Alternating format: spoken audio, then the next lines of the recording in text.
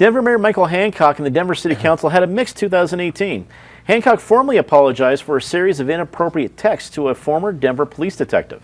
Meanwhile, growth in Denver continued to break records, but also became a key reason Mayor Hancock faces significant competition in his re-election bid next year. Eric, what's the takeaway for the city of Denver this year? You have new restaurants and booming. There's more apartments on Welton Street than there's ever been before, and there's good and bad with that. But what does Denver take away from 2018? My word for Denver in 2018 is paradox. I think there's a paradox between the tremendous success of this city. I used the word fiery to describe the year. I was thinking of national politics, but it also applies to Denver. Denver is on fire right now in terms of its growth, in terms of in-migration, in terms of new restaurants, development, etc. But the paradox is there are a whole lot of people asking questions of, is this what we want? What is being lost in the transition? How is it affecting the character of the city, etc.? All of 2018, in my mind, is a table setting for the next 6 months, which really they've started, but certainly will kick off with the first of the year, where we have a mayor's race. And I think this will be a race. Hancock enters as a strong incumbent and probably a decent-sized favorite.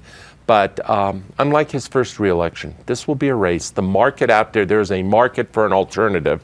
And the question is, who can step into that role? Is it Jamie Gillis? Is it a Penn Tate? Who is it who will be the credible alternative to Michael Hancock?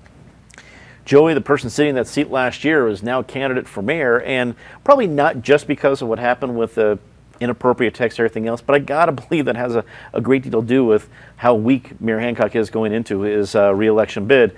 You look back at 2018 in Denver, what stands out to you? Well, I think Eric's right. You know, Hancock may be the favorite, but he should be the overwhelming favorite, and he's not. People are looking at alternatives, and I think that that Hancock is very concerned about it. That's the reason he's rolling out so many initiatives, things that Penfield Tate would tell you he should have been doing years ago.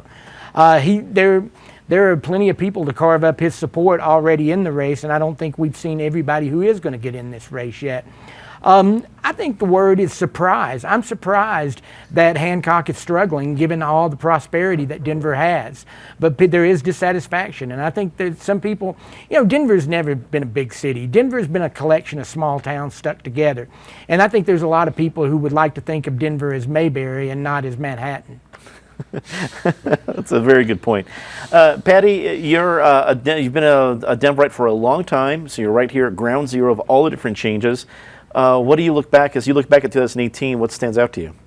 Well, certainly the fact that maybe term limits are a good idea. I think that's part of it. We don't necessarily need mayors who are going to be there for 3 terms, or you need to have a vibrant discussion. And that's where you've got the dissatisfaction with, it's not just that we have apartments on Welton and that we've got monolithic apartment buildings, and everything that was charming about Welton Street is almost gone. All the history, all the small mom and pop businesses, there is very little that now differentiates Welton Street between any big city, the Manhattanization. Mayberry wasn't all bad, and in fact you now see that Kansas City is saying we don't want the Denveritization, is that it, of Kansas City. And we are looking at a lot of loss, and you suddenly see the suburbs, Lakewood, Aurora, are doing a good job of kind of wooing the creative class that can't afford Denver anymore. So we have to keep some of what made Denver really a great city. David, Denver, the mayor in 2018, wrap it up for us. Well, let's suppose the mayor in Denver are medical patients. You say your arteries are terribly clogged, because as our transportation is. And Hancock says, well, that's intentional. I've been trying to clog them because that's how I show my eco-virtue signaling.